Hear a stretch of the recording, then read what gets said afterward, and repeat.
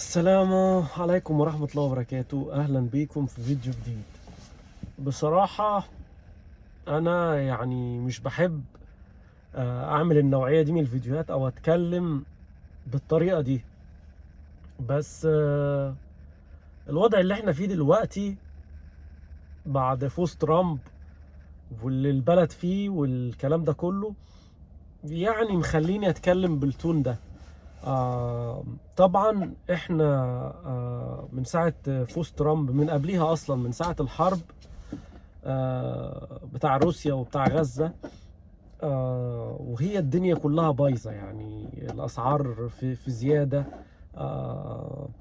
البنزين في زيادة، حتى يعني ده أثر حتى على أسعار الإيجارات، على أسعار المعيشة، على الكلام ده كله.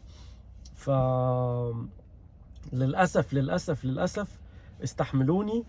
آه أنا مش بحب أدي رسائل إحباط أو أتكلم بالطريقة دي. يعني أنتوا عارفين إن أنا لو عدت لكم مثلا الدرابز أو المشاكل أو الحاجات اللي حصلت معايا، يعني ممكن أنتوا ما تلاحظوهاش، أو أي حد بيشوفني على السوشيال ميديا استحالة يشوفها، لأن أنا من نوعية، أنا مش من ال من مش من مش من نوعية الأشخاص اللي بيحبوا يشتكوا.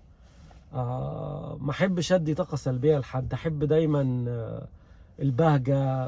بصحى والله من النوم، انا يعني مش بكذب عليكم، بصحى من النوم اقول الحمد لله، احاول اتفائل، احاول ابقى فرحان، احاول يعني ابدا يوم جديد، ما بقعدش افكر في كل حاجه كل يوم يعني. آه، فعشان كده يعني ما بحبش اعمل فيديوهات من النوعيه دي، بس للاسف مضطر. آم، شفت بوست منتشر على الجروبات ان في شخص فايز لوتري، وهو معاه اسرته، وبقاله اعتقد 3 او 4 شهور الفلوس اللي معاه خلصت، ومش لاقي شغل، وبيدور على شغل كاش، ويا جماعة ساعدوني والكلام ده كله. آم، فبناء عليه ناس كتير كانت بتقعد تبعت لي على المعيشه والاسعار واسعار الايجار ايه. وانتوا عارفين بقى ايه دي فتره قبل قبل ما الناس تكسب في الهجره، بتبدا نوعيه الاسئله دي تيجي: يا ترى محتاج فلوس قد ايه؟ يا ترى هعيش ازاي؟ يا ترى محتاج ايه؟ والله يا جماعه مش عاوز حد يزعل مني، ومش عاوز حد يجي يقول لي طب انت قاعد ليه هناك، طب ما ترجع وسيبها. انا واحد من الناس معرفش بقى اتكلم عن نفسي، انا اتدبست في الحياة دي خلاص، يعني ما اقدرش اسيبها، ولازم اعيش هنا حتى لو بشحت، هفضل عايش هنا. معرفش احقق ذاتي قبل كده في اي بلد تانية. في نفس الوقت آه، يعني طريقة تفكيري او خيالي ما يتمشاش مع الدول العربية ان انا افكر ان انا اروح اعيش هناك، بالرغم من ان في حياة احلى هناك بكتير، على الاقل يعني الواحد يبقى قريب من بلده ومع عرب والكلام ده كله. بس انا ما برتاحش، انا ما بحبش اتعامل مع العرب كتير، ما بحبش اخش في قصص، ما بحبش يعني مش العرب بس، ما بحبش اخش مع المصريين في حوارات كلهم بيحوروا ويعملوا نفس الكلام مع العرب، ده ما يحبش ده ما يحبش حد، البص، النظرات، الكلام ده كله. فبالنسبه لي مش هتبقى مكان عيشه مناسب ليا، بالرغم من انه ممكن يكون افضل. يعني انا نص الناس اللي اعرفهم هاجروا على دبي من هنا، مفيش ضرايب، الامان، الكلام ده كله، بس انا ما حبيتهاش. انا ما بحبش الدول العربيه ان انا اعيش فيها، مع كل احترامي، يعني ممكن يكونوا افضل مننا وعايشين احسن مننا في الواقع يعني، بس انا ما احبش اعيش هناك، ما اقدرش. تمام. فهنرجع لموضوعنا.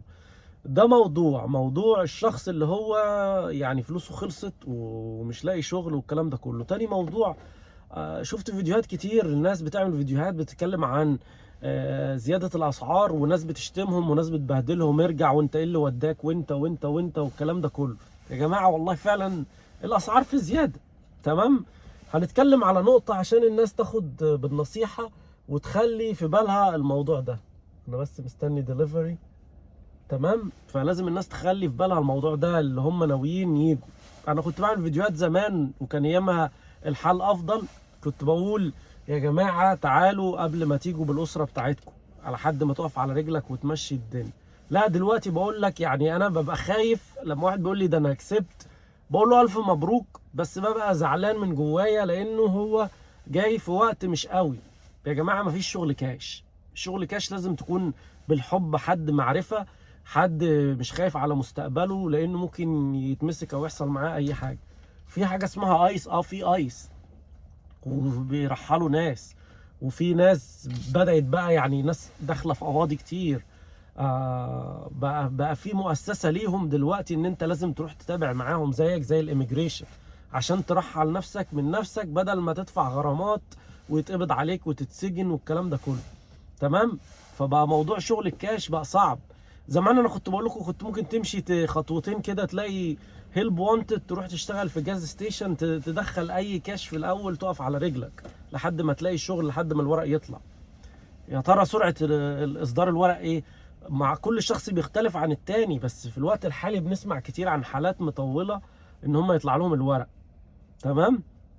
فالموضوع يعني مش افضل وقت. انا بتمنى يعني كل الحروب وكل المشاكل تنتهي وان الحال يظبط في كل حته. بشوف ناس كتير تقعد تدعي على امريكا، في ناس على الكومنت عمالين يشتموا في امريكا وان ان انا بتكلم عنها. يا جماعه انا دي البلد اللي انا عايش فيها، وفيها ملايين المسلمين عايشين هنا، وملايين المسيحيين، وملايين العرب عايشين هنا، وحياتهم كلهم هنا، ومدارسهم ومدارس ولادهم والبزانس بتاعتهم وحياتهم وكل حاجة.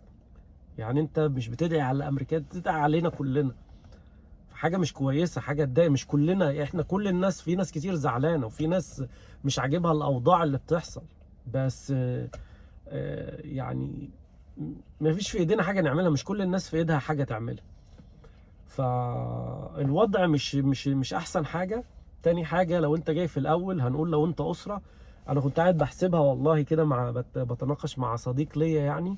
كنا بنقول يعني لو الواحد بيبقى عاوز له 6 شهور.